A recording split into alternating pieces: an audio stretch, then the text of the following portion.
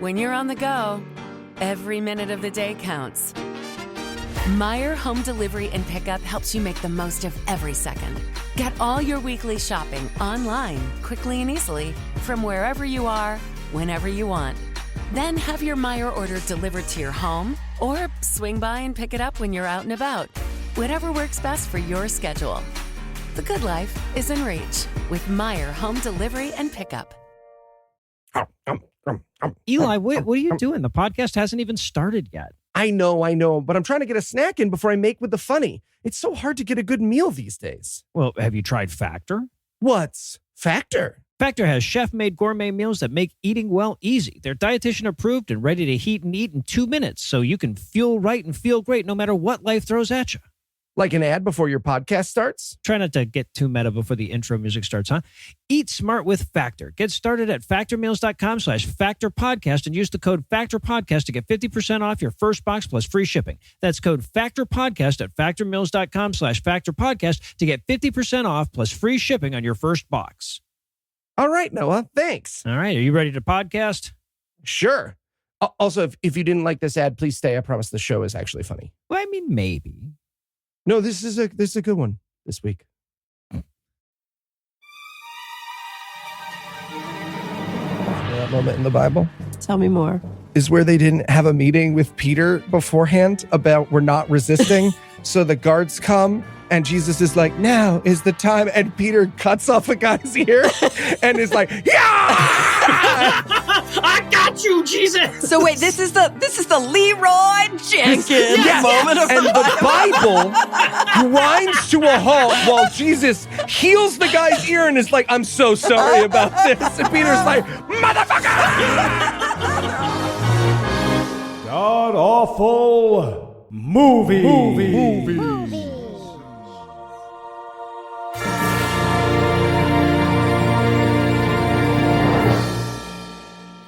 Welcome back to the GAMcast, where each week we sample another selection from Christian cinema because we haven't yet been acted on by an outside force. I'm your host, Noah Lugeons, and Heath won't be able to join us today, but sitting 900 miles to my northeast is my bad friend Eli Bosnick. Eli, how are you this fine afternoon, sir?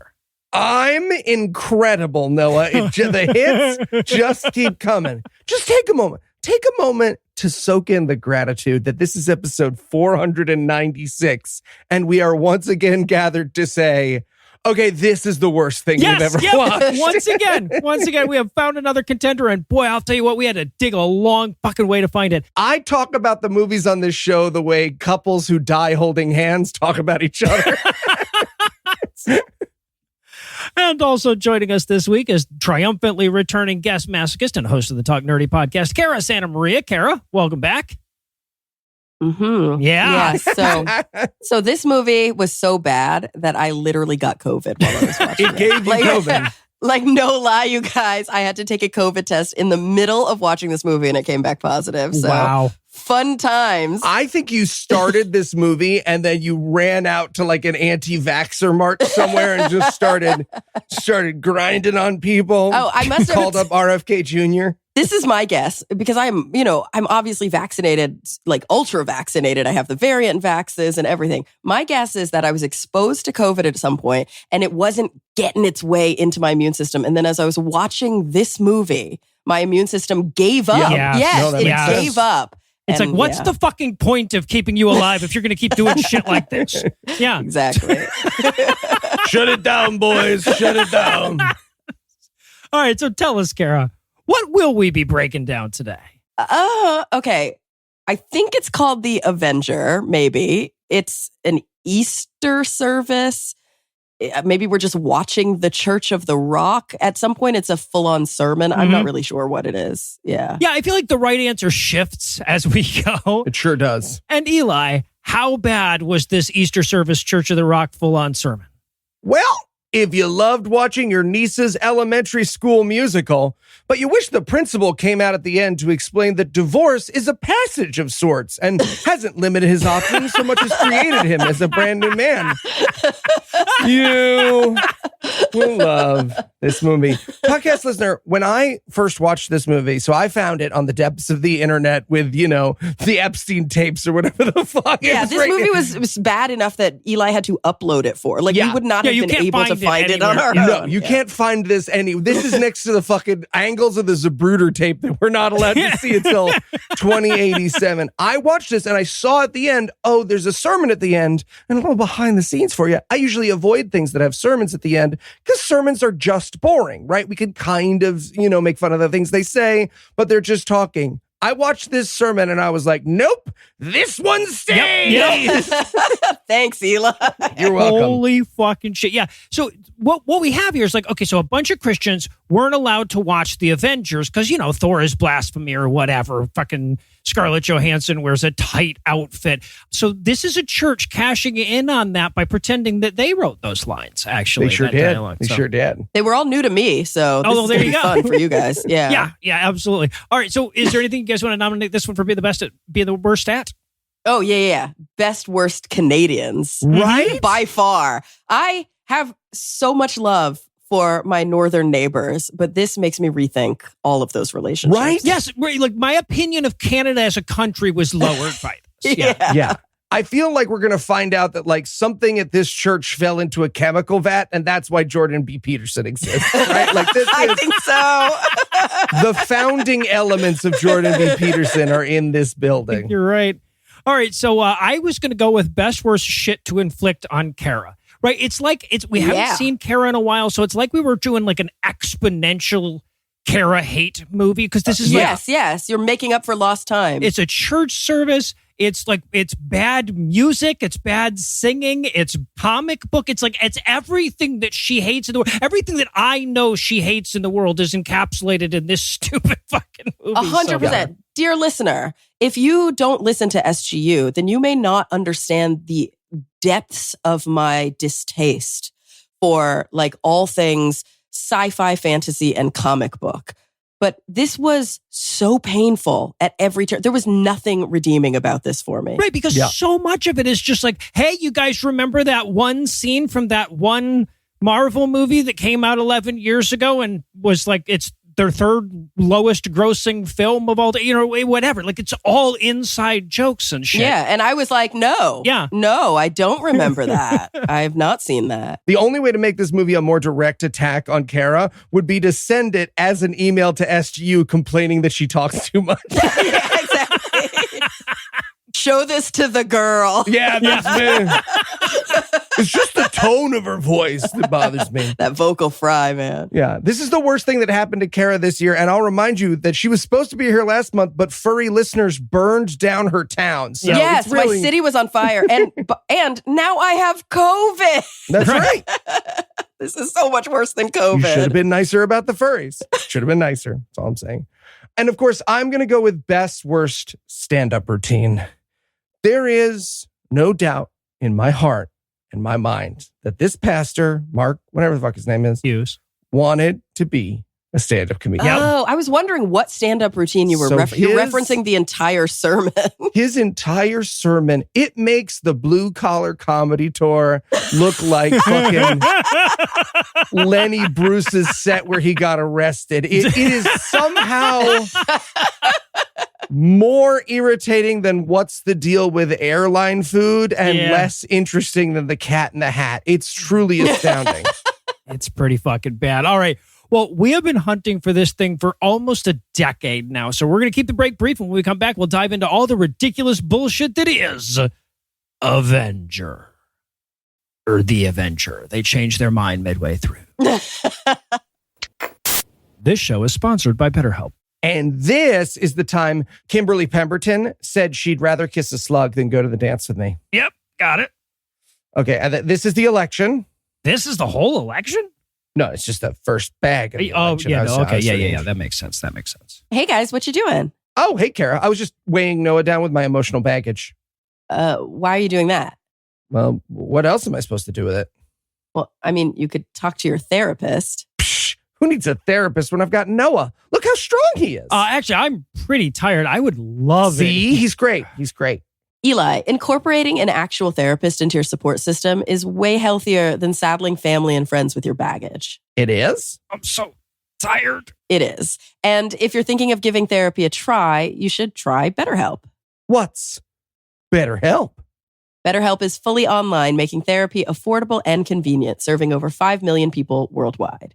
With BetterHelp, you can access a diverse network of more than 30,000 credentialed therapists with a wide range of specialties.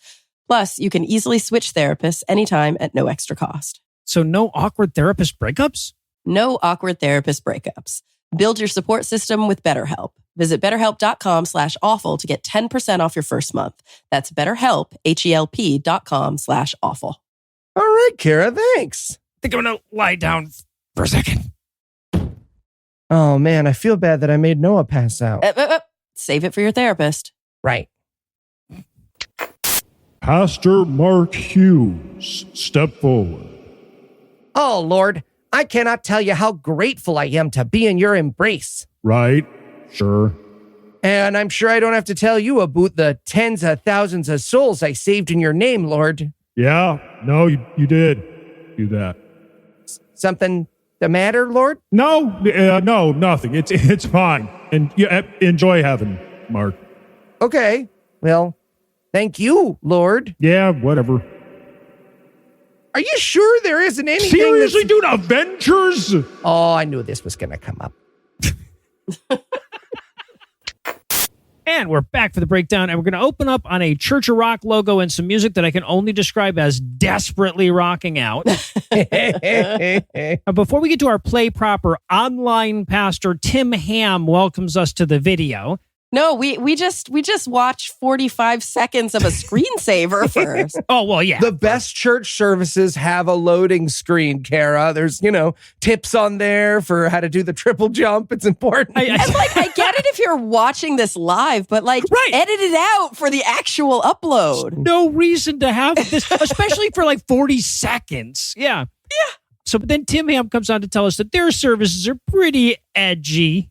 Well, they are called the Church of the Rock. Yeah, because they rock. They rock. Yeah, I get it. He goes, we're doing the Avenger. The truth is, I am Iron Man. And I'm like, dude, you're not even fucking manganese, man. Don't even try.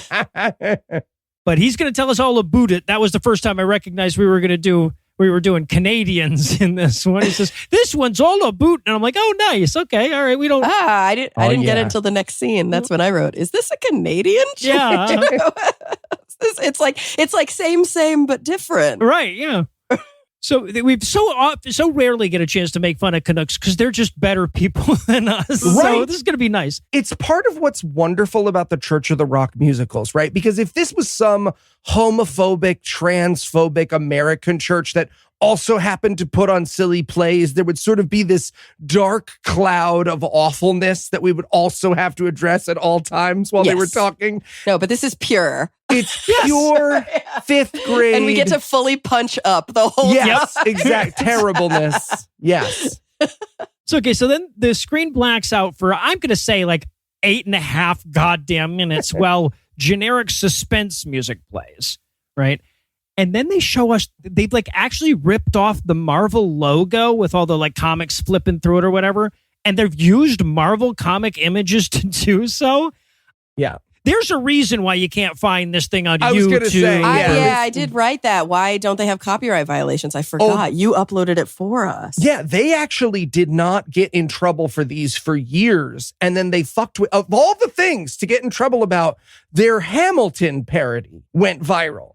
People found out about the Hamilton parody and that the beast of Disney woke up and was like, sorry, they've been doing what? Oh, yeah. We're going to have to fuck that little church to death. So it's just everything. Because they used to have an open Vimeo that you could just go and watch all the previous Easter musicals. And people would be on there and be like, this is stupid. And they'd be like, we're radical skateboard tricks. And then, no. One of my people from Disney was like, hi, I'm Monty Schwartzbaum here. Legal. Can you set your computer on fire while I'm talking to you? It's going to save us a bunch of time. Just set it on fire, baby. So all right. So we're going to open up on a Superheroes Anonymous meeting. We've got Captain Canada, Batman and Robin, got a little skinny little Thorlet, Superman, and a lady in a smart blue jacket that's going to turn out to be Pepper Potts later. And of course, we've got Black Widow talking. She opens the whole play by going, "My name's Natasha." So, And like, are all of these real? So like, Captain Canada is it's supposed to be Captain America, Yeah. but they're Canadian. Yep. Okay, I'm just Mhm, making sure because I don't know any of this. This is the point very early where I realized this is everything I hate. And this felt very intentional Yeah. Oh, yeah. and pointed and targeted. Oh, no, I saved this for you. I will say the one thing that felt in keeping with a white nationalist church was the abject misogyny that Yeah. starts Oh my like God. 30 seconds in. Right. Because here's the thing. This could be no fun to make fun of, right? We're not interested in some community church being like, oh, the Lord is a lot like Iron Man if you think about it, right? But the fact that they open up with hard sexism, hard sex, I was like, we're home. Oh, Oh, yeah. and it happens throughout. Yeah. Throughout. They also weirdly all hate each other. Like Yeah. there's this, and maybe that's part of the lore, I don't know, but there's this through line where instead of being like, bro, I'm going to fight you, they're literally saying things like, you're an idiot. Like they use all sorts of weird slurs and like Yes. they're mean to each other the whole time. Well, so in the Avengers movie, like there's a big part of the movie is the antagonism between all the various heroes. But of course, in the movie, they like give it a reason to exist and stuff, you know, Right. and it's about something. And do they call each other a lot of names? Not really, no. Yeah, there's so much name calling on this stage. Well, that's the best part, right? Is they watched the banter in Avengers and they were like, say mean things. Yes, right? right, right. The Avengers sort of back and forth it, but they're just like, fuck you, Chris. I did it. I did an Avengers. Or sorry, I should say it's like fart you, Chris. Yeah. because Well, right, it has to be right, squeaky yes. clean. And no, it's not really. It would be like College. flatulence, you, Chris. But yeah. Yeah. I was like vicariously bullied the whole time I was watching Yeah. this thing. I didn't like it. No, it was rough. It was rough. And also, I have to point out that Natasha throughout the whole movie is going to have a gun in either hand. That's how we know that she's Black Widow. Yeah. And at a certain point, she's just Plan 9 from outer space. She's scratching itches, right? Oh, She's yeah. pulling, No, she's pulling her pants out of her butt. picking things up with it. Yeah, right. Yeah. So it was rough. It was rough. We watch her eating sushi with it, like chopsticks at a certain point. So now she's got this monologue that she's opening the movie with, and it's supposed to be comedy, right? Where she's doing the "I've got red in my ledger" bit, but she's overdoing it or whatever, and it's supposed to be funny, but the audience does not know that. There is the only sound from the audience is a quietly crying baby. That's the only way Yeah. that we know anyone's there. Yeah. The audience does not engage with this entire play. Really? Yeah. Yes. Uh-huh. Now, I don't want to spoil the rest of the Church of the Rock musicals because we will be watching them together. But the thing that is, I'm going to say, most magical about the Church of the Rock musicals is it is well known that the people who attend church at Church of the Rock do not like these.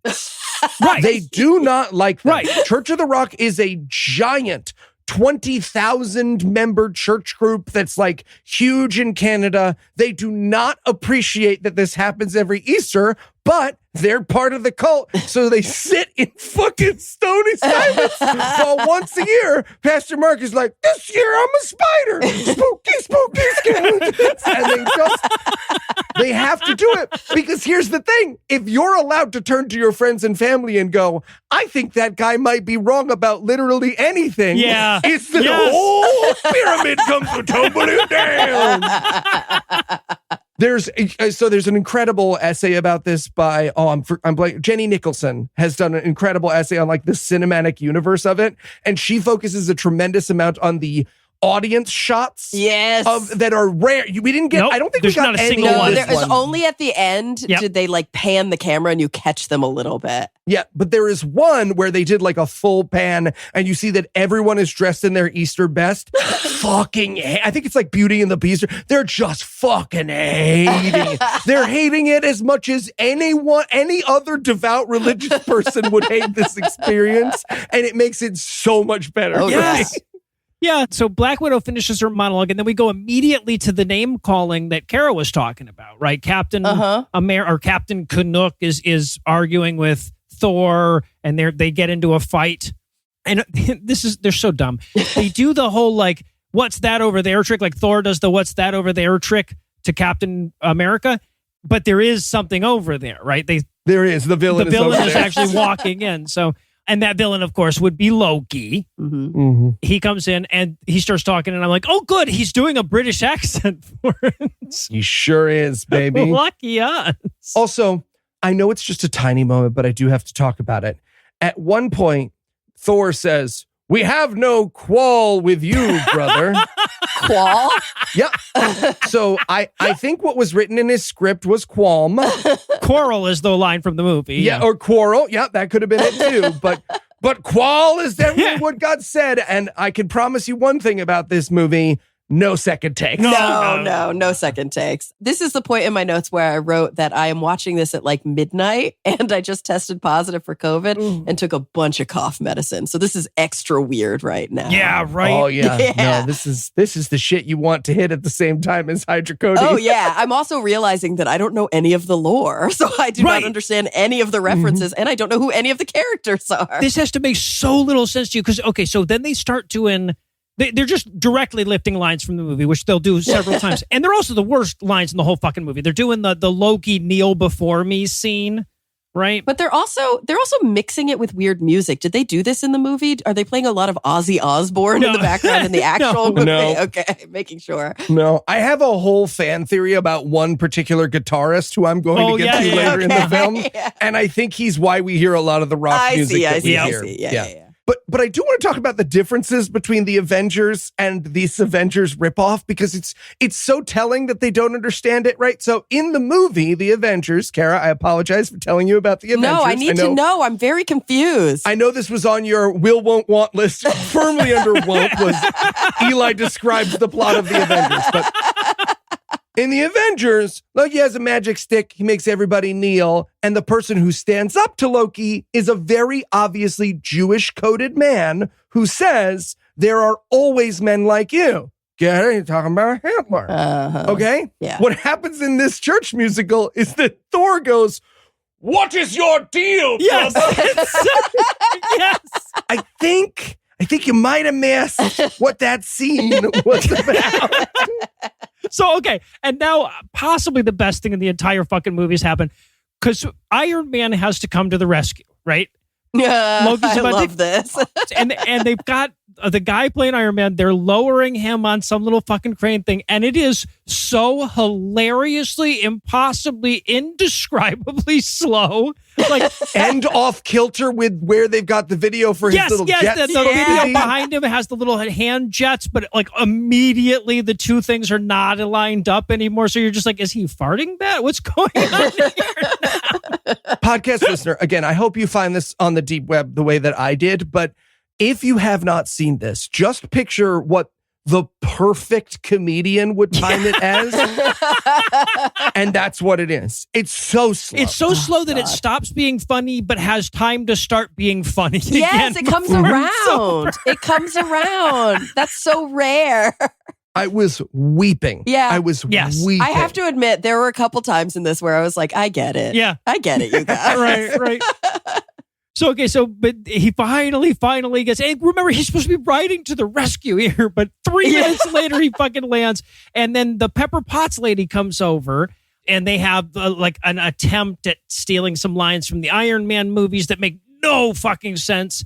But eventually it leads to this very clumsy, I still need to be unhooked from the fucking thing that lowered me moment. Oh my God, it's incredible. I felt like he went off script and was just like, you have to unhook me from the thing. Yeah. You have to unhook me. Also, the reason why the lines are awkward is that in Iron Man, for those unaware, and again, Cara, I am aware that I owe you another $100. Okay, I'm keeping track on my end. Okay? I'll take it. In Iron Man, there is romantic tension between Iron Man and Pepper Potts because they are the same age. They are both attractive movie stars, right? We get it. Their Iron Man is like the gym teacher of their softball league and 100% their choir teacher. I cannot promise you much in the world, but I can promise you the woman who plays this choir for sure. teacher is their like choir instructor. 100%. But can you guys help me understand who Miss Potts is in the universe? Yeah, so Pepper Potts started off as Iron Man's like assistant, like a professional assistant, and became his love interest and eventually his wife. She is Gwyneth Paltrow.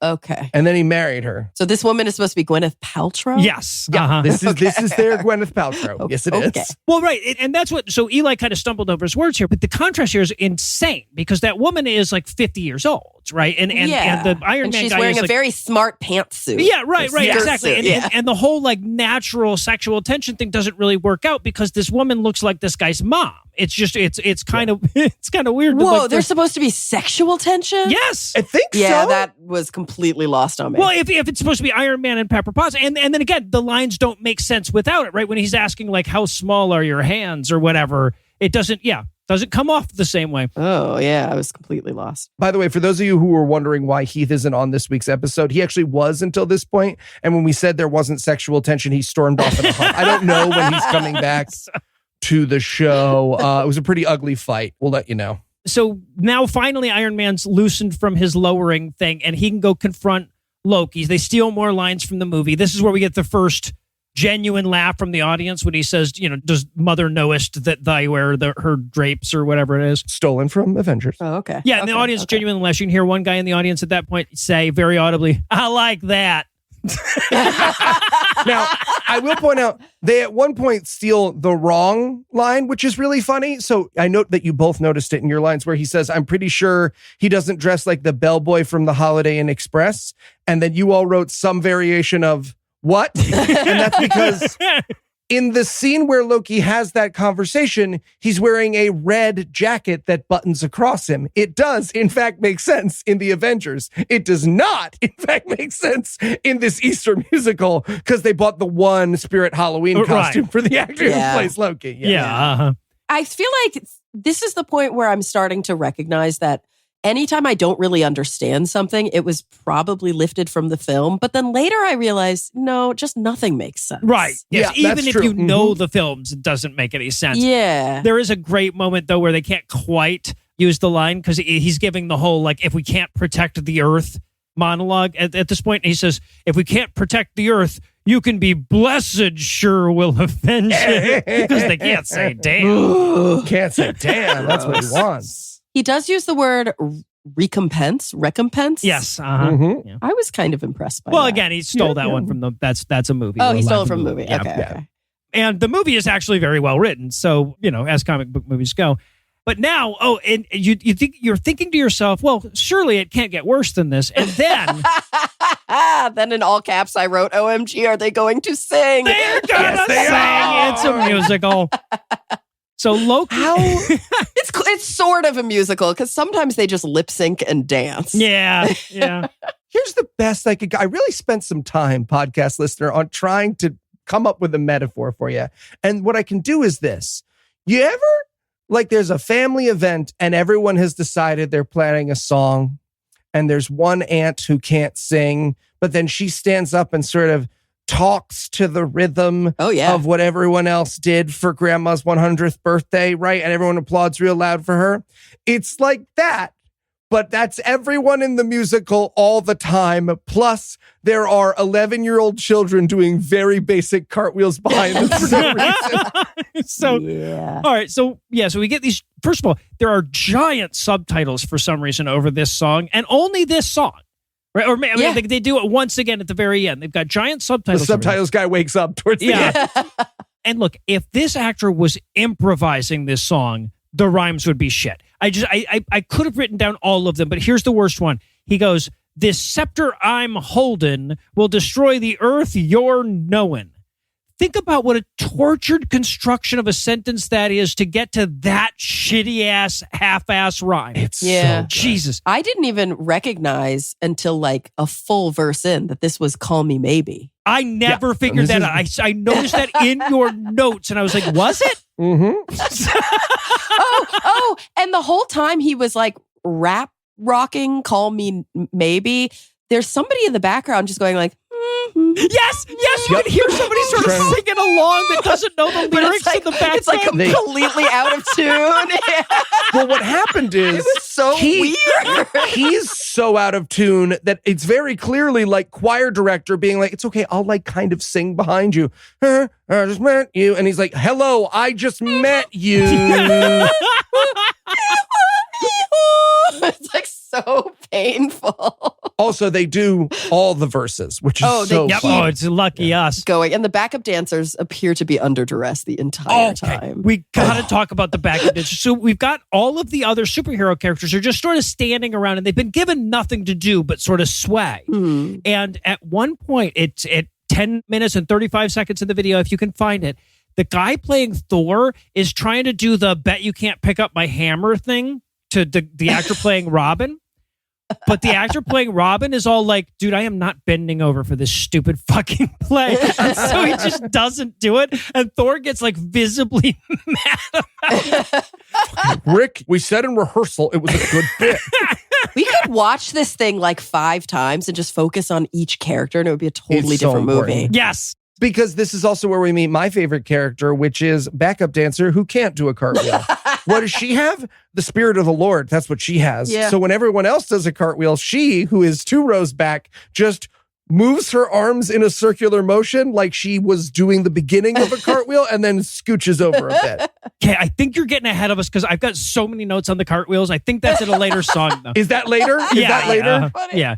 I feel like it's omnipresent That's throughout the the thing, film. really. It Yeah. gets burned in. Well, no, this is where we meet those backup dancers, though. Those 2 very enthusiastic backup dancers and the sister that mom said they had to come along with. They had to include. Yeah, no. Everyone gets into the church color guard or whatever it is. What are they wearing? What are their costumes? I don't know. They are dressed like the Putty Patrol from Power Rangers, Yeah, which was confusing. They're in like gray muscle man costumes, right? Yeah. Okay. I had no idea what the buck that was. Okay.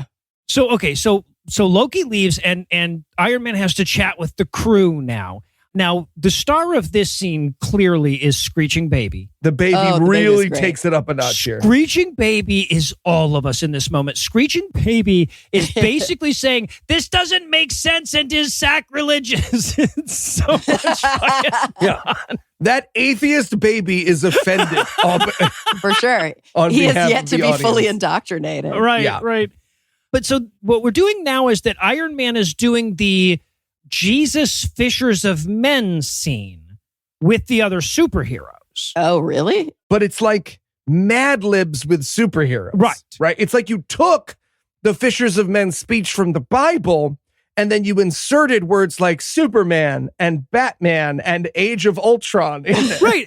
I wrote my notes, and not for the last time here, they're honestly not taking the Jesus source material any more seriously than the Marvel stuff. No. Right. It's just mixed together in a bag. Yeah, I would argue that they are taking the Jesus stuff way less seriously than they're... Ultimately, yes, absolutely. Oh, they also do some more misogyny here. Mm-hmm. They offend, I can't remember who says it. Is it Iron Man? Is it Loki? I don't remember.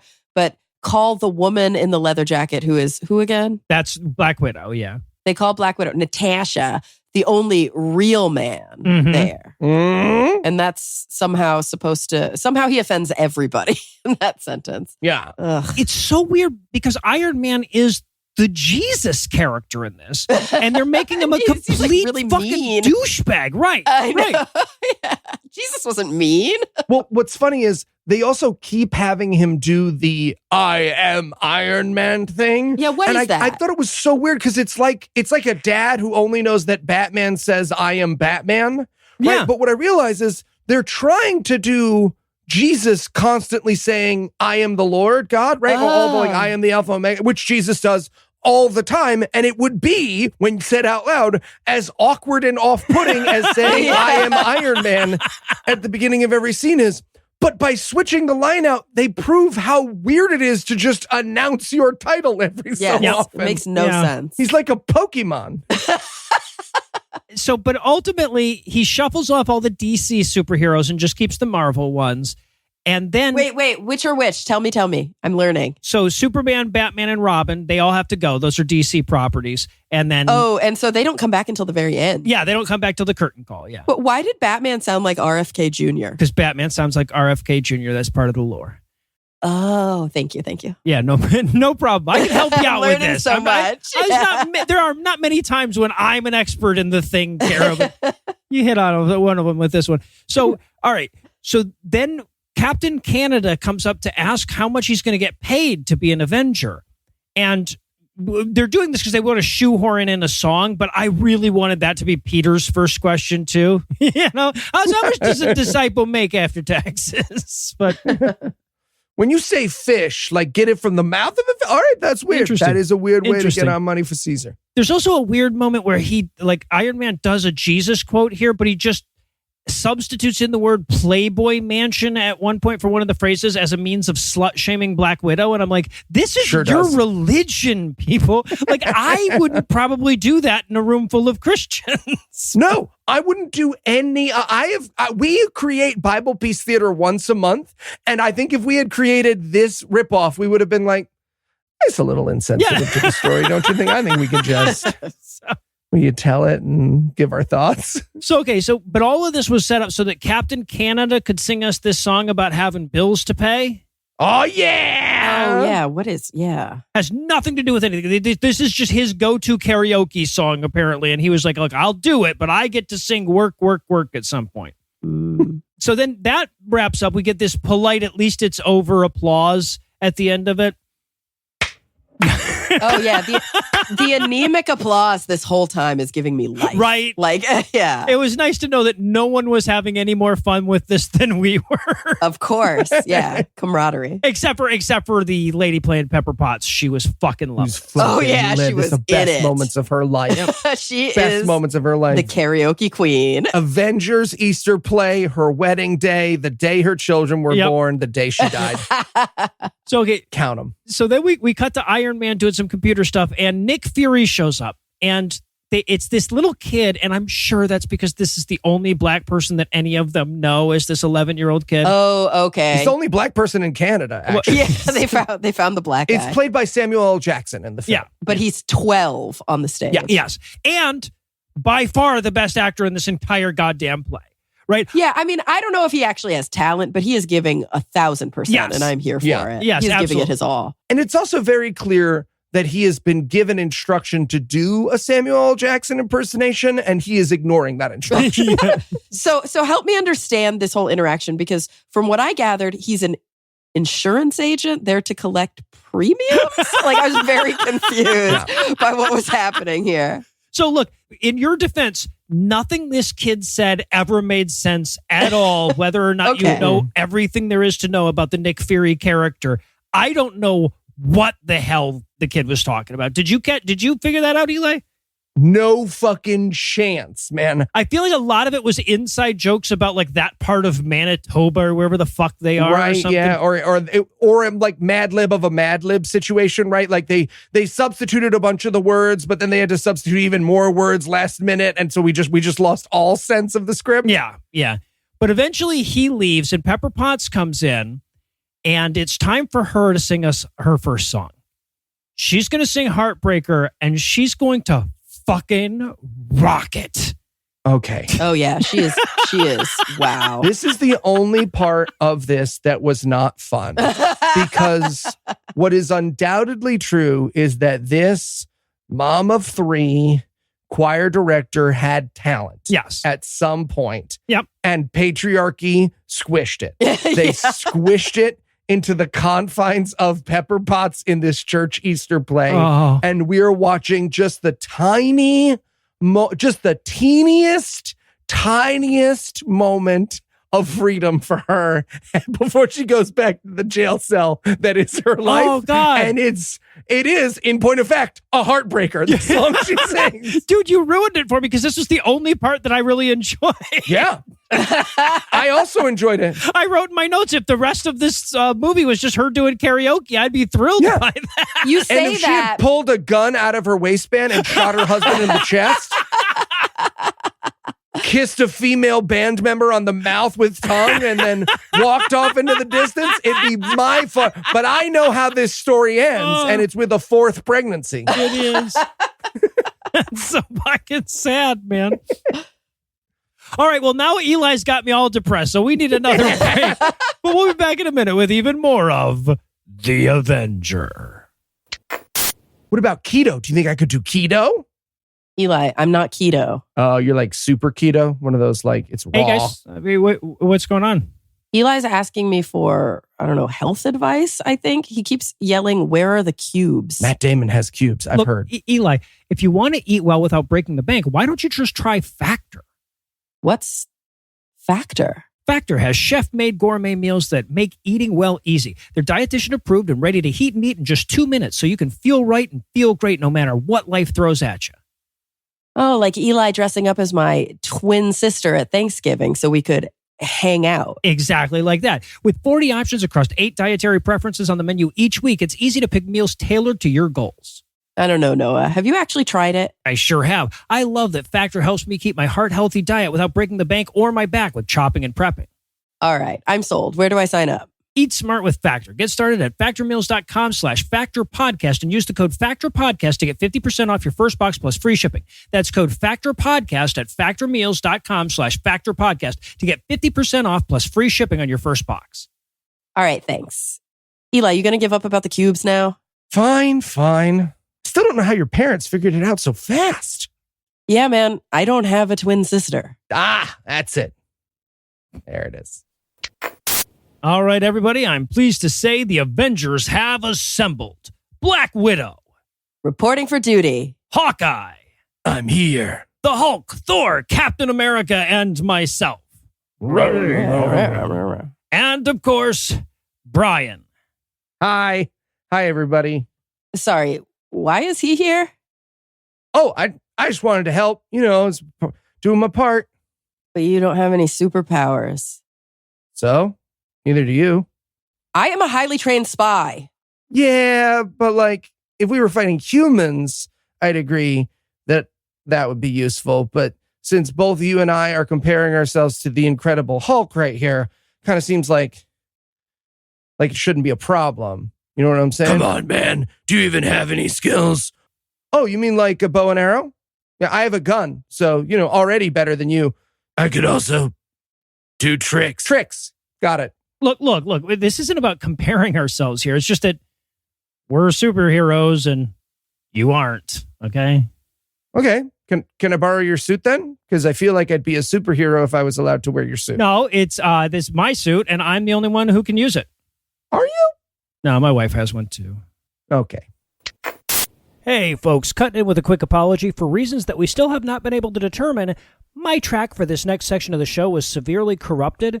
Our audio wizard, Morgan Clark, did the best possible job of tidying it up so it wasn't a complete loss, but for the next 20 minutes or so, my audio is going to be shit. Sorry about that. It will get better again later, I promise. And we're back for more of this shit. We're going to rejoin the action with Iron Jesus, Captain Canada, their little Thor letting Natasha marching into battle or whatever. And okay, so there's all these moments where they're trying to like substitute in the church equivalent to the thing they say in the movie. Mm-hmm. And every time it's more insane than the last, right? Because this is where he's like, look, we can bust delinquent church members all we want. I'm like, so your Avengers walk around punishing apostasy? What the fuck, man? Yep. Seems like you guys are late for church. Are you the god of thunder? No. Pastor Mark has something really cool this week. Also, check it out. They fucking lift the he's adopted line at this point from Avengers, a line which the writers apologized for. It's like the least funny thing in the whole fucking movie. Right? And they screw it up, right? So here's the line in the movie, again, Cara, with apologies. You know, they say, oh, you know, Loki is evil and he's twisted. And Thor says, hey, that's my brother you're talking about. And Black Widow says, well, you know, he's killed 80 people in the last 2 days. And he goes, he's adopted. Yeah, I didn't get it. Help me understand this. Well, right. So in the movie, it's as if to say, well, I'm just not that much my brother, as if he's backing away from us. Because you know how adopted people aren't really people. Yeah, that's effed up both in the movie and it is. It is. There was a lot of controversy about that line when the movie came out. And the Marvel came out and apologized for it and everything. And they're like, yeah, that was actually pretty thoughtless as a line. And after all of that, after that controversy, this stupid fucking church is like, what was really funny is when they made fun of adopted people. Yep. Are we not allowed to roast adopted people anymore? Because I got a bunch of adopto jokes that my stuff for adopted people. No, you have an adopted sister. It's okay. It's okay if you do it. Yeah, it's like exactly. No, I'm one using of them. The N-word. You're okay. Exactly. Yes. I have a ton of adopted siblings, and I am offended, but I myself am not adopted. Oh well, no, you can. Then you can't say it. You can't. I can't say it. No, I can't say dopto. Dopto. Well, you say dopta, but yeah. So, okay. So, but also they fuck up the line too, because in the movie, Natasha says, well, he's killed 80 people in the last 2 days. But in this movie, she says, well, he's killed millions of people. I'm like, God, what did their Loki do? But of course, their Loki is supposed to be Lucifer. So I guess that's what she's referencing. Of course, sure. It was God that killed all the people. Lucifer doesn't kill anybody in that fucking book. Okay. But then the guitarist that Eli loves so much comes out. Oh, yeah. And he starts playing an almost but not quite at speed version of Thunderstruck. This guy, I love there's this. something here. There's a renouncing homosexuality or something.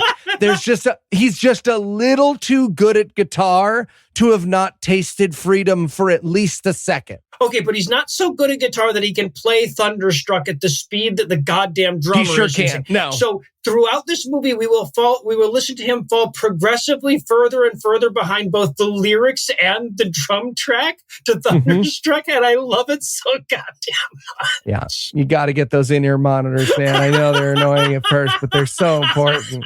So important. You got to hear the click. Yep. Yeah, I know. If you can't hear them. So, yeah. And then so Iron Man is going to sing this, and he sounds like, so again, we just heard a genuinely talented person sing a song right before this, right? And Iron Man sounds like the guy who's been trying to talk somebody into trying to talk him into doing karaoke all night. Mm-hmm. Right? I don't think I want to do it. He's that guy. It's so fucking bad. And as if to make him look better by comparison, this is where we get the fucking cartwheels. Yeah! God, I love those cartwheels. Oh, yeah. We all wrote about the cartwheels. I mean, I only wrote the word cartwheels because I think that encapsulates. I want to say something from my heart. I think I would do a cartwheel as good as these cartwheels if I tried to do a cartwheel right now. Okay, so here's the thing that happens, right? So girl one comes in and she does a pretty mediocre cartwheel. The other two come in right behind her and both simultaneously do the no-handed cartwheel thing, which is really very impressive. Or, I mean, to me, it's very impressive. It is. I can't do an aerial. Yeah, those are hard. So, but they fuck it all up because the one that we can see clearly is the mediocre cartwheel that Eli could do. And then by the time you get to the talented bit, we're all just going like, what the fuck was that? And we can barely even see it. So Simone Biles is in the back being blocked by a piece of set. Yeah, right. Yeah, exactly. Also, we should point out the guitar guy, they wanted him wearing a mask so as to like kind of fit in with the theme of the whole thing, but he has to see his hands to play the guitar. Oh, yeah. So he's just got the mask flipped up. Yeah. So why have it? What purpose? Not the best look. Not the best look. So, all right. So we listened to that whole fucking song. That ends and Loki shows back up. He's not wearing the horns this time. I thought they'd broken him backstage, but they come back later. So. Oh no, he takes off I remember that because that's when we see his full-on alt-right haircut. Yeah. Uh-huh. It's not good. Yeah. Yeah. So, and this is where like they're again going to steal some lines from the movie. They call themselves a prayer support team of America's mightiest heroes. Again, all of their Mad Lib substitutions are insane. And just underscore what a pathetic thing their church really is. Just Carol and Kelly elbowing each other. That's us. We're the prayer support team. For those of you not born inside a terrible cult, prayer support teams are a phone chain that churches do instead of helping people. Yep. Yeah, It is exactly. literally, it's the work from home version of helping people. Yeah. And they're trying now to do the, I have an army, let's do the roll call line from the Avengers. And of course, this famously ends with, I have a Hulk, but they don't have anybody playing Hulk. So instead, they have this they have a CGI Hulk that Ang Lee would be embarrassed at, that stomps through behind them. Yeah, it's a PS1 level graphics back there. Yeah. So then the intro to Led Zeppelin's Immigrant Song comes on and we all just die inside a little bit. Hell yeah. Yeah, it's so sad. I mean, This at is first, what the Zepp wanted. at first I was like, if they sing this song, but then luckily they just play the actual song as it is. Yeah. And they're going to do some fight choreography while this plays. Just kidding. Yeah, this was so weird. Eli, did you have to take any medicine or look away? You're Don't you right. have the thing with the flashing No, lights? this is how I wanted to go. I pressed my eye. This is To like the that screen. euthanasia roller coaster for Eli. Yeah. No, this is my Haley Joel Osment bikes into a bunch of bees moment. Yeah. So wrong kid. But yeah. So what they do here is that they're doing the lights will black out and then come back up for a second. Each time they'll be at some other point in the fight, or at least that's what they're going for. They're not very good at it. So in every single instance, at least two of the people are still getting into position when the lights come back on. This is a runner-up freeze tag is what we're watching right now. It's so fucking bad. But and also it goes on for 9 fucking years. Oh It's my God. So It's so long painful. and stupid. And you can't make sense of what you're seeing each time it flashes on. You're like, okay, now they're all laying in a slightly different position. Right. No, if this was the prelude to an orgy, it would make just as much sense. Yeah. But at the end, the Avengers all lost and Loki and his team won. Right. We see them walking away. So the lights come back on and they all pick themselves up off the stage and they spend about, I'm going to say, a minute and 45 seconds making Schwarma jokes. Yep. I love the thought of Cara's experience here, assuming that she has no fucking clue what they're talking about Schwarma. Yeah. No. And can I say, I would like to not share it with her. I would like Cara to go the rest of her life and just, she's in the middle of a shower 6 years from now and she's like, wait, why are they having Schwarma? No, yeah. I still don't know. I wrote, I'm assuming that the Schwarma references mean something because you guys wrote that Cara is probably really confused right now. We did. So they get done with that. Then we get some, they directly steal some footage from Thor of the Bifrost opening up. And then we get Odin. Odin, in their estimation, is the midway point between Super Mario and Dr. Robotnik with an accent like he's trying to pick a fight with Cecil. Okay. So what's happened here is Odin is played by Pastor Mark, who is the head of this church. And if anyone had the ability to give feedback to Pastor Mark, none of this would be happening, right? I think we can all agree that. So he showed up the first day and he was like, hello, it's me, Odin. And everyone was like, that's okay. Why would Odin is Norse. That's not how. Hi, Odin. How's it going? This whole thing was so confusing. Somehow it was so racist. Yeah. How did they make it so racist? Yeah. Against the wrong race. If you think of it, Against Italians. If it was racist against Norwegians or something, I would understand it. But, Yeah, it's like they tried to do the accent and they were like, I can't pull it off. What do we do? right. Yeah. And he's just here, I guess, to warn Iron Man that the plot we've already established is happening. Yeah. A scene that is not in the Avengers, by the way. No. Oh, really? Okay. Nope. This is whole cloth. I guess they just had to find a spot for Pastor Hughes to do his Mario voice. So then he goes to the Schwarma restaurant to check in on the gang. And he does the whole, this is the Last Supper moment, right? Where he's telling them, one of you will betray me. But no one betrays him. Not in this one. No, there's no Judas. Yeah. So it's a really weird scene then, huh? Well, also, it's the most obvious, the audience is not enjoying this moment as well, because there's actually a kind of funny line here, because they have Iron Jesus do his whole, I will be mocked and tortured and killed, and 3 days later I will rise. And Captain Canada stands up and he goes, hold on a second. That's the worst plan ever. That's actually a funny line, Unless, of course, your entire religion is built on the reverence Revolves of that around that single plan, then goddamn moment. Wow. In which Then it'll be meh. it's awful. I'm so enlightened right now because as I was watching I know. I had no idea what was going on. I still didn't understand the plot.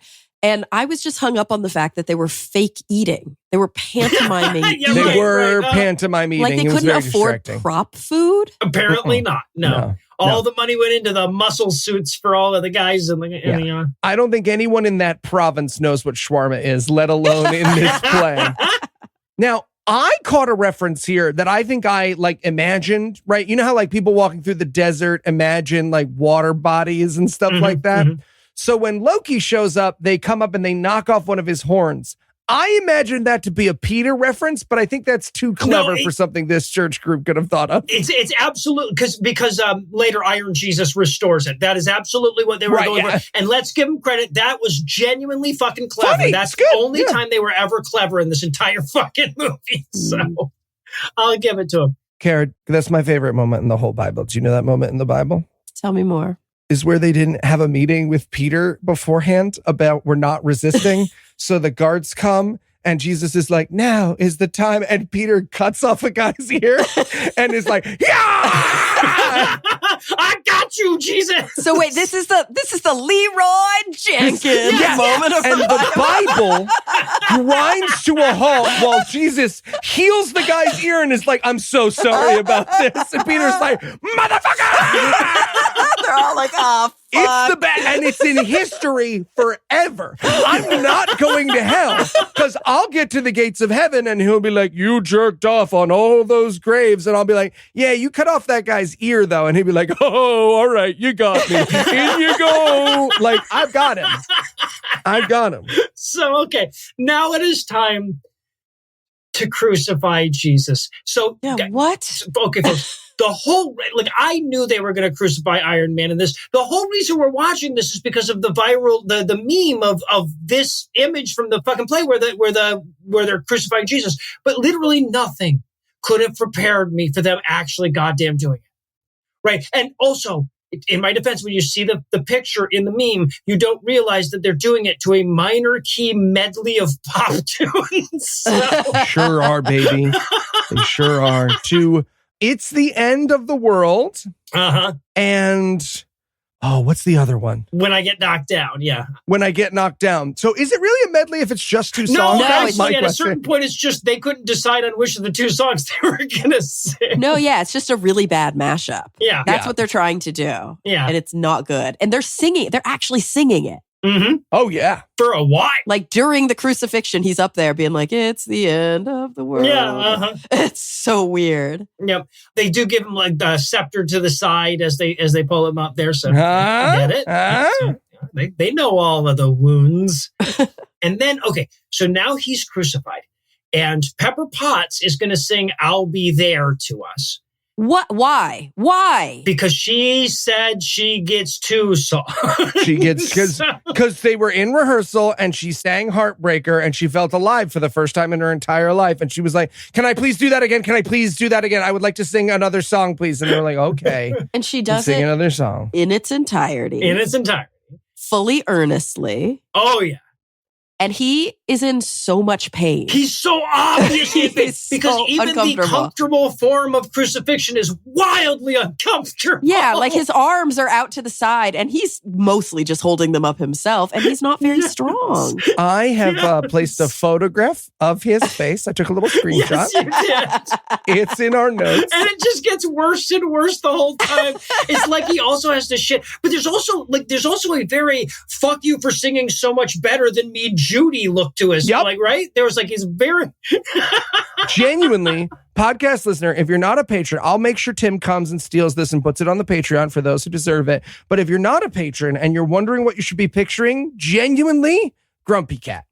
His face looks identical to Grumpy Cat. You're right. It is, though. Holy shit. And then he dies with a... bleh. You could only describe it as sarcastic. It's just hilarious. The only reason all of his fucking feet and his legs and arms don't go straight up in the air is because he's crucified. Yeah, it's true. Amazing. I bet he shat himself in the first couple of rehearsals for realism, and they were like, "No, Greg, So we hear the earth rumble as they get Iron Jesus off the cross. That takes a while. Mm-hmm. We also get our best worst. I almost went with best worst song intro. So he's come off the cross and she's taking him off and she goes, I can't get his foot loose. What is this? Because then they play Footloose. That's the intro to the song Footloose. I can't. So people, this is what genuinely happens in this honest to God church that is not just a thing that we've made up to fuck with you for April Fool's Day.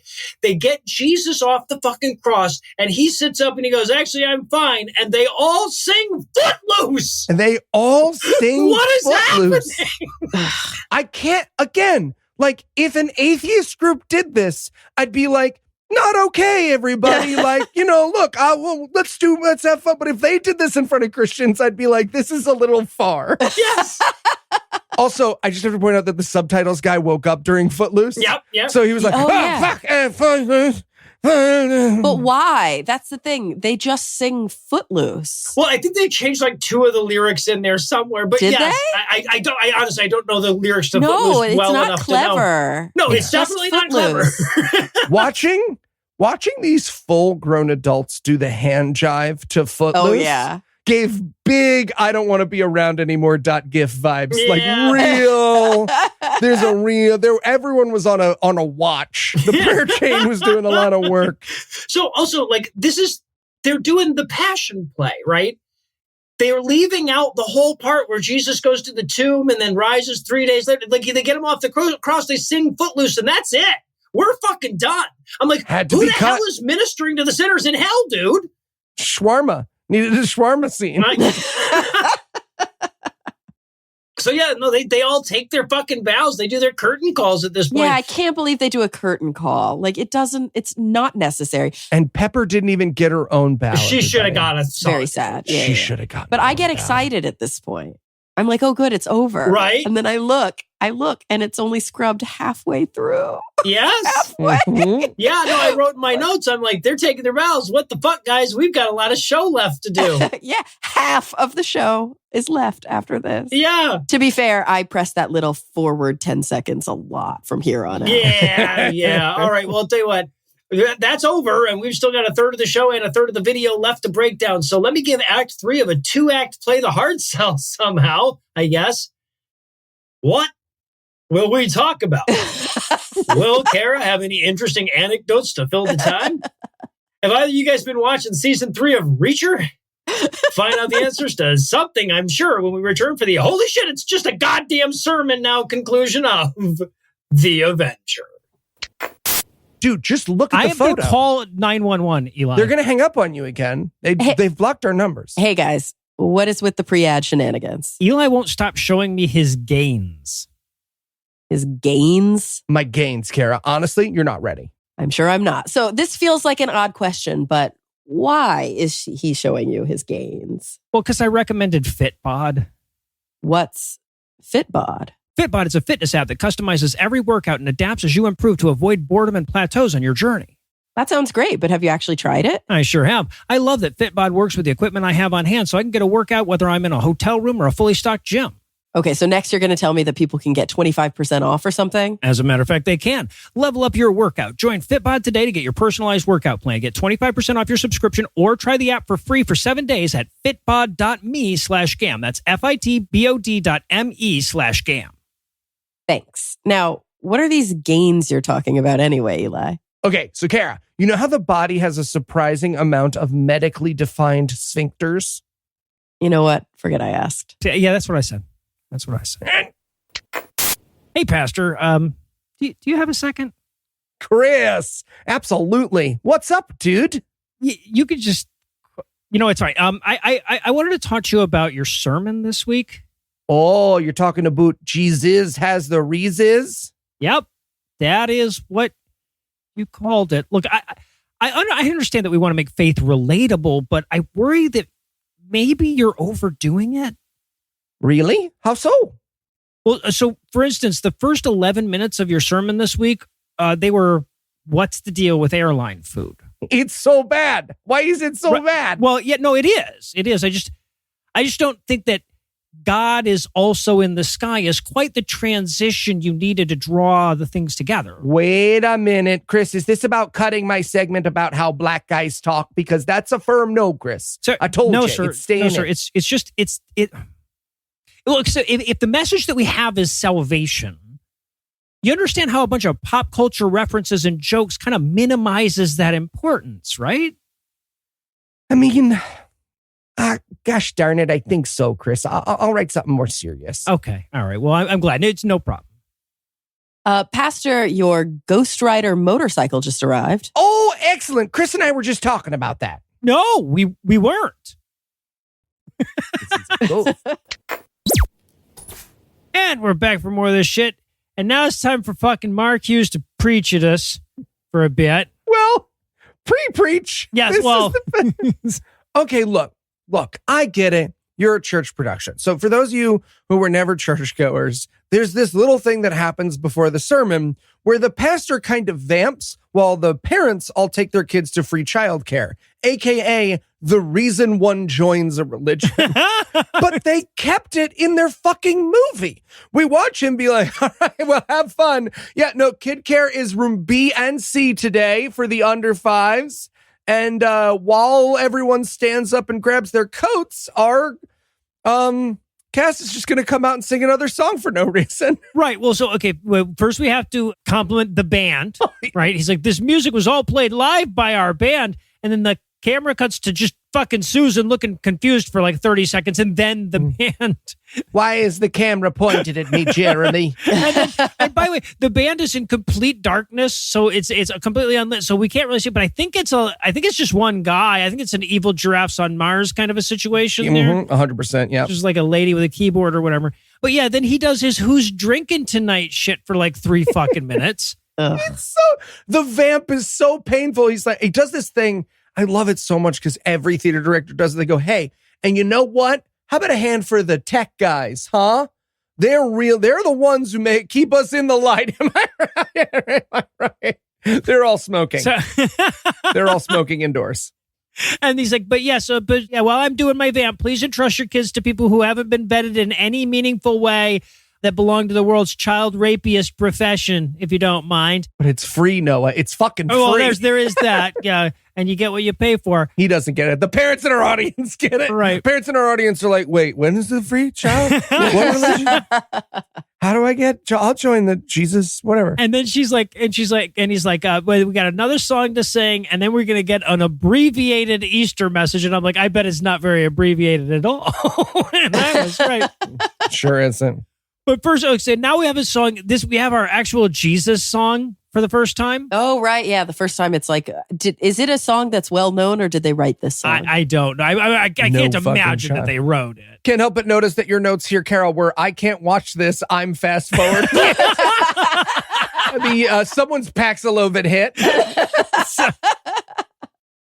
Yeah, well, you didn't miss the lyrics of this were just like, Jesus, I would lick your butthole so hard. I mean, if that's what you were into, you'd enjoy it the way I do. But if you were I would ask your permission for, but I would lick it so hard. That's the lyrics to this whole stupid fucking song. Right. You can't watch them just sing the same thing over and over. You have to just move forward. You get nothing from it. Yeah. No, self-preservation. So then we cut back to that smarmy Canuck that started the whole damn thing. So he could basically do an ad for their church, right? There's no question that Chris, this guy, like he's the one who finally put them on Facebook. And so he has to insert himself into every online presentation and be like, and hey guys, I bought a lot of cameras for the church. And Pastor Mark gives me a pretty hard time about us not getting a lot of Twitter followers. So if you could...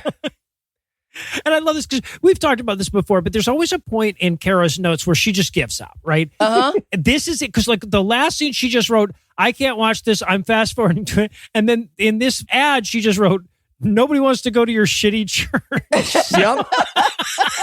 Tough but fair.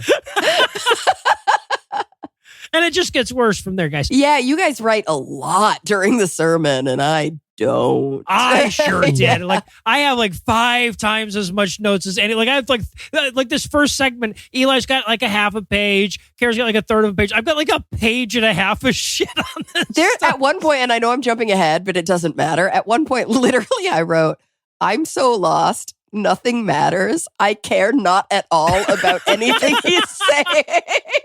It's like astute analysis. So now we're going to get our sermon. Well, first they play their "We Dare You to Sue a Church Avengers" logo again. Yep. Right? And then Mark's going to tell us the true meaning of Easter. And I wrote in my notes, the fact that we made Cara watch a sermon is almost as funny as the fact that we made her watch a superhero passion play musical. Oh, Yeah. so mean. And by the way, the theme of this sermon is going to be, if you think about it, Jesus is pretty Avengers. Yes. Oh, 100%. Literally, this whole sermon is he went to his digital Bible and did a Control F Yes. for the word avenge. Yes, Mhm. absolutely. That's all he did. And then he wrote a sermon about it. Right, because he says, this week we're gonna preach about Isaiah 63, 4-5. And I'm like, I guess you're gonna use 1, 2, and 3 because that's the part that makes it clear that this is a portion of the Bible wherein God stomps so many people to death, kaiju style, that his clothes looks like he's been working a wine press. That's what happens in this chapter of the Bible. But that's his like wet dream. Look, when he opened up, he showed that picture of New York and was like, look how badass it is that they destroyed New York in the movie. Yep. Now, but he does have a pretty strong opening here, right? He's like, some people would ask why we would tell the message of our religion, the consequences of which are, again, infinite damnation, and that is because I'm stupid. And I was like, I'm listening, Pastor Mark. Yes. Yeah, he explains Have how my ears, sir. when he was a kid, he didn't do no reading or nothing. But it wasn't until he discovered comic books that he figured out that, how to learn things. So basically we get his tight 5 here. But he laments about the fact that he's 60 and he's still talking about superheroes. And I'm like, yeah, man, I didn't think you and I would have a moment together, but I turn 49 next week. I feel you, bro. I feel you. Pulls out an old Nintendo. This one played so many fun games. So, but he wants to tell us about another comic book aficionado. Maybe you've heard of a guy named Josh Whedon. Nope, I sure haven't. Nor have I. Hey, Pastor, anything else we should Google about Josh Whedon? Is there anything else? Do you mean the racist, sexist, abusive director that once fired an actress for getting pregnant? That's Joss Whedon. This Josh guy sounds pretty cool. I'm actually interested to hear what he's got to say. Yeah, so he tells this story of Joss Whedon. I guess when he was a kid, he got mugged on the streets of New York in broad daylight on his way to a comic book store, and that was like a formative moment for him. Yeah. I just wrote, maybe they knew in advance what a piece of shit he was going to turn out to be. This was by Michelle Trachtenberg. Punch me in the stomach. Stop it. Fetus. Stop. Fetish Michelle Trachtenberg punched me in the stomach. So yeah, but he's like, actually, you might not know this about Joss Whedon, but he actually puts biblical references into his movies all the time, right? Like remember that line where Captain America says there's only one God and he doesn't dress like that? That's a Bible reference, because you remember the part of the Bible with Captain America in it? Captain America, the time traveler whose entire characterization is that he does not understand modernity, believes in my God. Yes, right, exactly. It's pretty cool. And then he goes, it gets even fucking worse, guys. He goes, well, in Age of Ultron, in the second Avengers movie, he actually uses the Bible quote, "Upon this rock I will build my church." Weird. And I'm like, dude, in the movie, the bad guy who's trying to wipe out humankind says that in reference to the giant rock that he's about to drop on Earth to wipe out humanity. Well, it doesn't matter. He quotes my book. He quotes my favorite book. Quotes my favorite book. That's all that matters. He goes, Joss Whedon is an atheist. He speaks at atheist events. And I'm like, I bet he doesn't do that anymore. He does not. He does not. No. It's going to be on SciCon this year. Yeah. Oh, yeah. Well, so also he quotes Napoleon. Yeah, what is that? I don't know. You don't want to do that at church. Right, because this is the quote. He got it wrong, but here's the quote. Religion is excellent stuff for keeping common people quiet. Religion is what keeps the poor man from murdering the rich. Yeah, that's not like right? Like, why would a rich religious guy say that to poor religious people? You're fucking up the whole bit, man. You're a mega pastor. He's saying the quiet part out loud to his congregation. And then literally he's like, and now I'm going to pass around the collection. Yes, right. I want you to think about that while I pass around the collection plate. Only when the last king is strangled with the entrails of the last clergyman. Am I right? So, okay, so now he's got 3 bullet points for us to talk about the Easter message and how it relates to the Avengers movie. The 3 bullet points are the villain, the Avenger, and the avenged. So first, let's talk about the villain. That is, of course, Satan.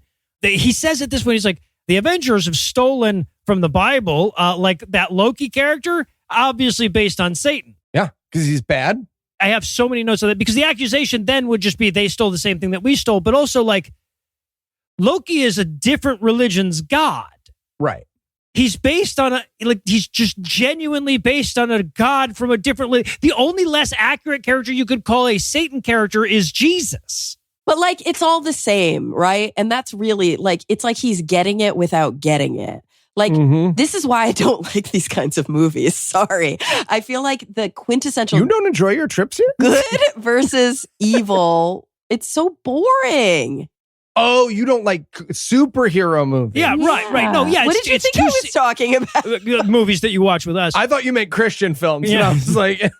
Oh. No, I don't like those either. It is a damagingly simplistic narrative, right? It is. And it's bad even just as like the primary narrative that we're giving to children through fiction. It's even worse as a worldview that you base your religion on. Guys, I don't want to argue on the podcast, but I grew up on these movies and comic books, and all of my opinions have always been awesome. Right, yes. All of the opinions you had that came from those were pretty fucking money. Yeah. I think we can all agree that I am not on record having any bad takes ever at any point, perhaps burned into the digital record. No. I have always had good ideas all the time. Yep, you sure But have. this is how I feel watching Star Wars too. I'm so sorry. Oh, so you're alienating everyone. No, I but also here's feel genocidal when I watch the new Star Wars films. Yeah. It's okay, Cara, I get it. But here's the thing. It's literally just those guys are good. Those guys are bad. Yes. But wait, here's a complicated situation in which the good guy did a bad thing. And here's a complicated situation in which the bad guy did a good thing. And isn't that just the whole Bible too? Yep. Yeah, no, it is. Absolutely. Okay. Okay, just making sure. Yeah. He talks more about how Lucifer is like Loki. At one point he goes, is it Lucifer? Is it Loki? I can't even tell. Oh my God, it's so painful. Oh, do we get to do the Jim Carrey part? Yeah. Oh my God, Okay. he's so excited to do his Jim Carrey. So he has a Jim Carrey impersonation. What is it, you ask? It's him yelling the word smoking. Yep. And he's like, Tom Hiddleston was great in this movie, but they were thinking Jim Carrey would play it. You guys wonder what that would look like? Speaking of Jim Carrey. Oh my God. And he literally goes, Jim Carrey from The Mask. Yes, yeah. From The Mask. Smoking. I turned into dust from age because I fucking loved The Mask, and me and the pastor both being like, I remember The Mask. That was such a funny, like we simultaneously drank from the wrong cup. Yeah. Oh, Yeah. And so, okay. So then he starts talking about, he's trying to make sense of the whole Satan mythology. He's like, hey, why would God give Satan a furlough on earth before condemning him to hell? That's a great question. Well, it turns out free will. And we're like, I'm like, take me there, man. He's like, well, would it really be free will if there wasn't a goat demon tempting you into sin? And I'm like, why wouldn't it be free will then? yeah. He's like, it's like Russian democracy. And I wrote in my notes, your religion, not a great start. My friend. Well, but that's what he said. He says, if God didn't make a Satan there to tempt you to do evil shit, then you wouldn't really be making a decision. It would be like voting in Russia. Now, in the present day, that's so goddamn funny. The man could be literally arguing with Donald Trump when he starts talking about how democratic Russia isn't at this point. Like the fact that that's just the go-to example of a strong-armed dictator, even among conservatives, is just fucking hilarious in the modern world, given the news cycle. Now, I will point out that because he has literalized Satan dwells but for a little while on earth, that's the funniest fucking picture, because the image she has now created is not like, hey, Satan's time is short, Jesus is coming, salvation is coming, right? Which is what that context is in the Bible. It's that Satan had his argument with God, and then for a couple thousand years before humans were made, Satan was just fucking schlumping around Earth like a teenager in his room being like, fucking stupid volcanoes everywhere. What's up, dinosaurs? You guys want to fuck the same sound? They're not listening. They're basically birds. Fuck. I can't wait for people to get here so I can turn them gay. Make the people so gay. Just walking around going, smoking. Yeah, right. Okay. So wait, I'm just curious because clearly I'm learning a lot listening to the two of you. Thank you. You know, No, go you don't through say this. that enough. I know. So hold Here on to to it, teach. Eli. Yeah. Suck the marrow out of this moment. Morgan, send me that clip. So I'm learning a lot listening to the two of you really breaking this down in a way that kind of gives this guy a little more credit than he deserves. But I'm curious, as I'm watching this and I'm completely lost and having an existential crisis, do you think that the people in the audience are also just like slack-jawed mouth breathing, going Of like, course. I don't know what you're talking about at all. Yeah. But when you say amen, I clap. Yeah. Okay. Just making sure. Absolutely. These people came for a religious service. They sang Call Me Maybe while dressed as Iron Man. And now he's like, so how about that eternal salvation and war against the devil? And they're just like, you got to pick a lane, man. Well, but here's the thing, though, is that I genuinely think that the problem is that the people in the audience do understand what he's talking about. Do you think they do? Yeah. Do you think most religious people have actually read the Bible? No, I don't think that, right? I think Okay. that like he's using like basically code words and shorthand for images and ideas that have been drilled into them so often that they just know, Right. you know, when you say these words, you're talking about this other thing, this other greater concept, right? So it's almost symbolic language. Okay. And because it's symbolic language, it comes off like listening to people talk about a sport that you don't know anything about. Or That's how I feel. Yeah. Like they're Yeah. just talking about football. right. Or Or not people even using- football. I know about football. It's like they're talking about curling. Yes, exactly. Yeah. Exactly. It's like people who are really into crime, or it's like when you listen to people talk jargon about their job, right? Like when normies listen to doctors talk or whatever, because you're using these phrases that are like, you know, it's two words for you, but there's years of education behind your understanding Yes. of those two words, right? But my question is, are the people listening in on it, or are they also just hearing key words every like 17 words? And they're like, ooh, that's a Jesus-y thing. Well, so- I'm with you there. but here's the thing, Cara, is I don't think there's a difference because that's all he's doing. Right. Right. There is no deeper meaning here. It is just stringing together these code words, these Jesus code words with Avengers imagery. That's literally all there is. So it doesn't make sense. So I get it just as much as anyone There's else. no deeper Exactly. meaning here, right? Oh. Yeah, no, it's turtles all the way down. That was really validating for me, Noah. Right. Yeah. No, like seriously, the only deeper meaning that comes from this is what you bring to it. Right? So it's like a Rorschach. Yeah, exactly. Yes. Exactly. Okay. How's it a painting of my parents having sex? Yes. That doesn't make sense. I don't- Makes Weird. perfect sense for you. Eli. So glad I fired that doctor. So, but then eventually we land on Satan tempting Eve in the garden, and he explains to us that Eve ate the apple, and that's why Joss Whedon got mugged 7,000 years later. Okay, bringing it full circle. Now, that was the moment where I knew he was really hurting Cara, because when he was like, and that's why Joss Whedon got mugged, he lost even me. And Cara at that point, I assume, was just across the room from her television with a gun being like, I have to stop it somehow. No, yeah, you guys, at this point, I was doing the dishes, I think. I was just sort of listening over my shoulder. The new bingo card for GAM is Cara has left the room. Yeah, exactly. It's right in the middle. So, but yeah, he does this. I don't get this at all. He's like, you know, that only 30-something% of the people in Canada believe in the devil. So who's doing all these bad things? I'm like, fucking what? I mean, like statistically speaking, it's mostly Christians, but still, what? What are you fucking talking about? So, okay, that's the villain. Now we move on to bullet point 2, the Avenger. That would be God, of course. Now, this is where he actually gets to Isaiah 4. I have to read this. This is Isaiah 3, right? These are the words immediately before this, God talking about him being the Avenger. Okay, this is from the KJV. Quote, I have trodden the winepress alone, and of the people there were none with me, for I will tread them in mine anger and trample them in my fury, and their blood shall be sprinkled upon my garments, and I will stain all my raiment.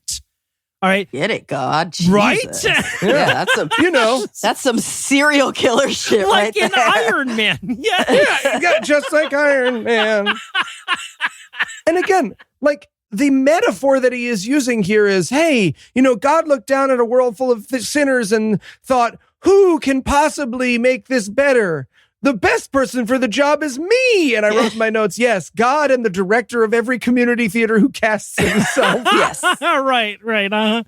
He goes, Yeah, that's why I love Marvel superheroes so much, because they have weaknesses. Like, you ever notice how Superman has no weaknesses at all, except for the weakness that is almost certainly the most famous of all the weaknesses in all the history of fiction, which has become just a shorthand for one's weakness. I would like to point out that Superman's real weakness, and we don't talk about it enough, is that sometimes he pretends to be a newspaper reporter while rapes happen. That's actually a great point.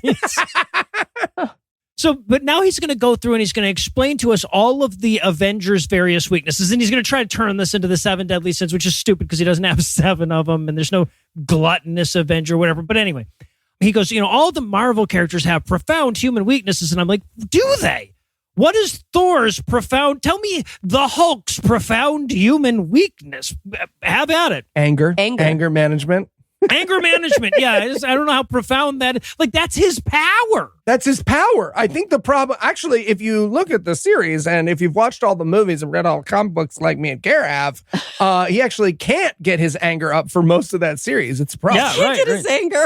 No, He yeah, can't. He's He like literally angry, can't. Take a fucking anger. little blue pill. Yeah, right. He has Right. to- It was yeah. a little green pill, but yeah. It's chewable now. So So wait, this is at the point where I literally wrote, somehow after watching this, I know less about both superheroes and the Bible. right, yes, Yep. exactly. Yep. I love it. He goes, Iron Man has one flaw. His ego. And I'm like, he was an alcoholic misogynist that made billions of dollars off of war crimes, dude. That's the character. His one flaw is his What, you ego. think he sees those as flaws? Yeah, no, no, that's that's a good point. That's a good point. He says Black Widow's weakness is guilt. Not finger guns? I guess Captain America's weakness is not understanding topical references. He's irrelevant. His actual thing is Captain America's weakness is he's irrelevant like Christianity. Yes, right. He's like, yeah. Well, that's actually kind of an interesting moment, right? Where he's like, yeah, don't we all kind of feel like Captain America sometimes, like we've all been frozen in ice for 80 years and then thawed out and thinking, wow, everything that we believe is 80 years out of date. Jesus. He keeps saying the quiet part out loud. Right. They always do this. There's this great moment because, again, this church fucking hates him. It's so wonderful. He goes, raise your hand if you have some of those weaknesses. And what very obviously happens is nobody in this stone cold church full of morally superior fuddy-duddies raises their hand. So he's like, oh, Just me. guys, we're supposed to admit that we have flaws. Yes, That's yeah. not part of the religion. I want to point out that as he's going through the Avengers and he's listing all their weaknesses, he completely leaves off Hawkeye because fuck Hawkeye.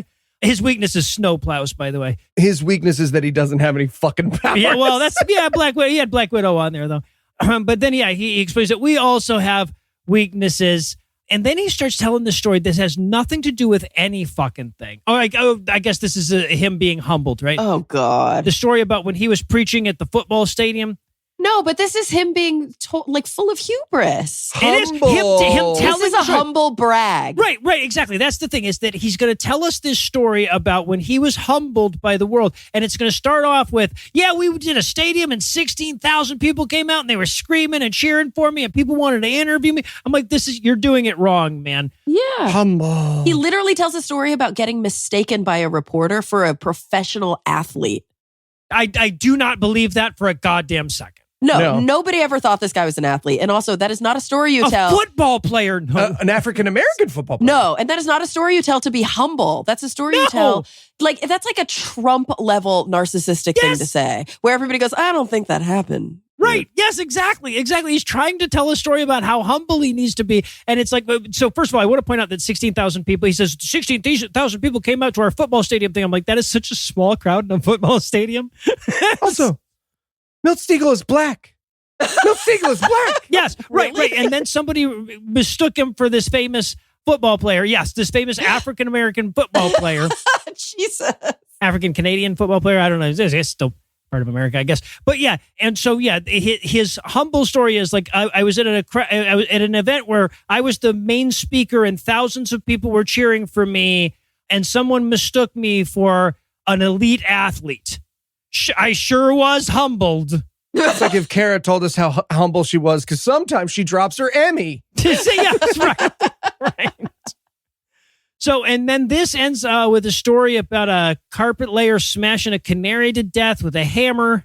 Yeah, what was that supposed to teach us? No, I don't he ends every segment with a street joke, and every street joke goes worse than the last. Yep. So the last street joke was men hate their wives. Classic. Oh, We yeah, I love left it. that one out. How did I miss it? This one is murdering the canary, and no one even pretends to laugh. Nope. It's just like, Well, because it's not funny. Sure ain't. It's just weird. it's nothing. There's no punchline or any. It's like he took a family circus cartoon and read a description of each panel and was hoping it would kill. And then we move on to our final bullet point, the avenged, where he's going to give us a verse from Luke, because that also came up when he Control F'd the word avenge. Yeah, and this is the part of Luke where Jesus explains that he'll get to saving the world when he gets to it. Yes, right. Like your dad with a shitty stack of wood in the garage. God damn it, Elizabeth, I said I'd get to it. I'll save the earth when I can. So he's going to tell us the story now of his recently deceased 99-year-old father-in-law, who he had spent presumably like the last 40 fucking years hounding to change religions. 36 years. This is the hero of the movie. Oh, what's that, podcast listener? You didn't think you'd get to learn about a real superhero? Oh, we're about to learn about a real superhero who for 36 years looked at his daughter's husband every week and was like, no, thanks. The mega pastor. This guy is like Canadian Joel Osteen. And every Sunday for 36 years, you can hit 2 kids with your car and get out of prison earlier than 36 years. And every Sunday, this mega pastor came to his house with his daughter full of his cum and was like, you sure you don't want to be my religion? And this guy, who of course was born and raised in the most Christocentric place on earth, was like, no thanks, man. I'll see you afterwards for lunch. Not feeling it. I love it so goddamn much. Yeah. But unfortunately, they hounded him a little too long. And on his deathbed, he did accept Jesus, or at least that's Pastor Mark's story, and he's sticking to it, right? Can't prove me wrong. Nobody saw it. Yeah. It's so close to him not converting, though. When they go and they're like, they try and convert him when he's like garbling on his own lungs, and he's like, no. I was like, oh my God, I'm almost there. Yes. Do you guys think it's a little weird that he did an Avengers Bible presentation play the week his dad died? That's what, like, I don't think he's telling us the truth, but yes. Right. Yeah. Yes, I was thinking that, like, wow, that really paints a really dark light over all of this, doesn't it? I know. Like, you just really didn't give a shit about this man, did you? No, it's beautiful because they had already rehearsed the musical. And then Mark came in Friday before the Sunday, right? And he was like, hey guys, Carol's wife passed away. And they were like, oh, okay. Are we still doing the superhero?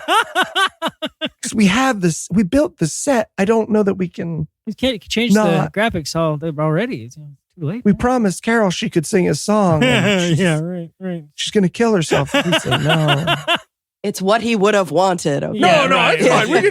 We can still do the Avengers musical, which means he turned to his wife, and her wife, because she's a Christian, right? And her dad just died. Yeah. And she's like, are you going to talk about daddy at the service? And he was like, I am. But first, Iron Man is going to sing his parody of Call Me Maybe. And she was like, okay. Jesus Christ. And now she listens to our podcast. Yeah, right. Hi, Carol.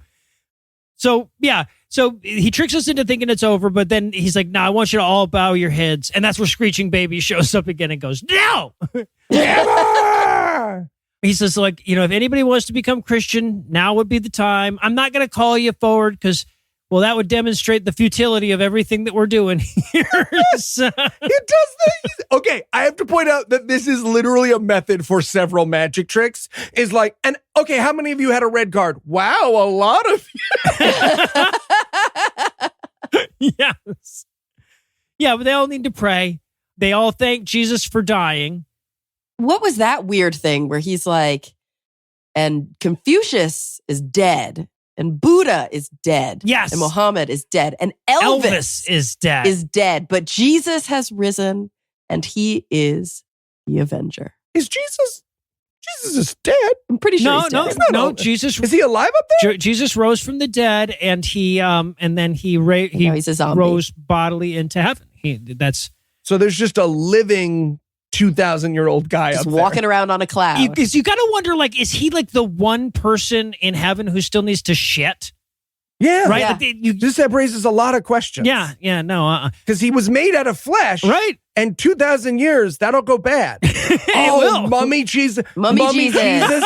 Yeah. Like, how many Christians burst through the gates of heaven and are like, I'm so sorry. Can I meet Christ? And they're like, hey, he's actually, and they're, no, please, I've waited my whole life, and I was on my ministry, and those villagers found me and they beat me to death with rocks. Can I just embrace the Lord? And they're like, okay, here he is. And it's just like, just air passing over the fucking husk flesh. We try to get it. It's actually pretty warm up here. He rotted so fast. Gross. Do you want to go see the blowjob fountain? Yeah, he was good at the blowjob. But and he's doing this prayer where he's got everybody, like, he's doing a call and response, and it's terrifying. The people like calling back to him are like, it's the horror noise in Control, right? It's like absolutely terrifying. Yeah. And then Pastor Tim pops in one more time and congratulates us on loving Jesus so well. Yep. Yeah, and if you took Jesus into your heart, follow us on TikTok. Yeah, right. All right, well, Cara, thank you so much for suffering through possibly the weirdest shit we've ever watched. Mm-hmm. And a quick reminder to check the show notes for links to Cara's other stuff. She does serious stuff too, y'all, and she's really good at that. And then we bring her on to do this shit. She's sorry to the furries. Please don't light her city on fire again. And, well, that's going to do it for our review of Avengers. That's not going to do it for the episode just yet, because we still need to rise again in 7 days. So, Eli, tell us, what's on deck? A down-and-out law student sues Satan for $8 trillion. Satan appears to defend himself with 7 of the greatest trial lawyers. And the trial of the century begins. We'll be watching Suing the Devil. I practically don't believe you, Eli. Oh, yeah, baby. To be treasure. So with that to look forward to, we're going to bring episode 496 to a merciful close. Once again, a huge thanks to Cara for all her help today, and a perhaps even huger thanks to all the Patreon donors that help make the show go. If you'd like to count yourself among their ranks, you can make a per episode donation at patreon.com/godawful and thereby earn early access to an ad-free version of every episode. You can also help a ton by leaving a 5-star review and by sharing the show on all your various social media platforms. And if you enjoyed this show, be sure to check out our sibling shows, The Scathing Atheist, Citation Needed, D&D Minus, and The Skepticrat, available wherever podcasts live. If you have questions, comments, or cinematic suggestions, you can email GodAwfulMovies@gmail.com. Tim Robertson takes care of our social media. Our theme song was written and performed by Ryan Slavik, Viva Drafts on Mars. All the other music was written and performed by our audio engineer, Morgan Clark, and was used with permission. Thanks again for giving us a chunk of life this week. For Heath Enright and Eli Bosnick, I'm No Illusions. Promise to work hard to earn another check next week. Until then, we'll leave you with the Breakfast Club close. I don't know or care. Pastor Mark spent all the loonies and toonies in his collection plate on Halloween costumes for next year's rendition of The Lord of the Rings. Get it? Because, That's almost certainly actually true. Probably. Yeah, it probably did happen. Robin went on to lay an egg in the song. These movies get significantly more insane than crucifying Iron Men. Yeah.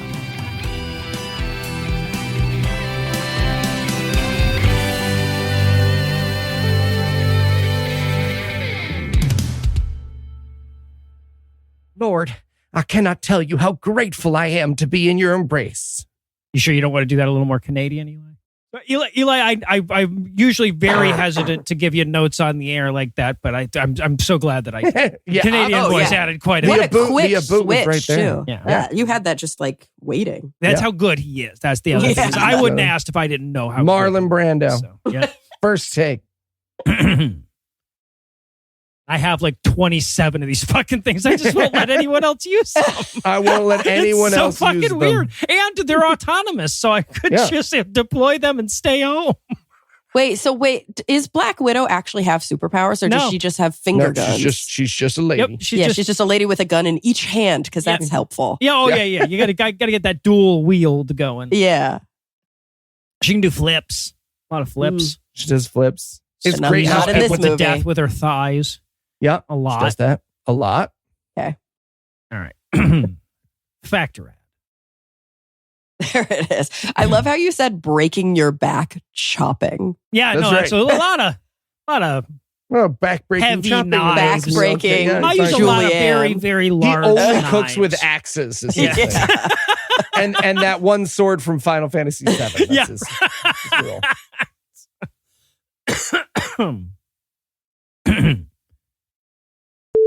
This content is CAN credentialed, which means you can report instances of harassment, abuse, or other harm at their hotline at 617-249-4255 or on their website at creatoraccountabilitynetwork.org. The preceding podcast was a production of Puzzle and a Thunderstorm LLC, copyright 2025, all rights reserved. Nom, nom, nom, nom, nom. So this is Schwarma, huh? Yeah, pretty good, right? No. I mean, it's kind of like a Hot Pocket.